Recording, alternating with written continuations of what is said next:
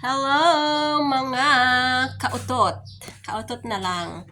Today, mamimigay ako ng sinong may gusto ng dragon fruit. Yeah, mga bunga ito ng tanim ko mga kautot. Oh, sinong may gusto? Sinong may gusto? Siyempre, ang mga may gusto, pumunta rin eh. Mga tanim ko ito guys, hindi ko naman mauubos. So, marami pa akong tanim doon, ninanakaw nga ng mga bata eh. Nung isang araw, kumuha pa talaga ng panungkit yung bata at sinungkit. Yan. Oh.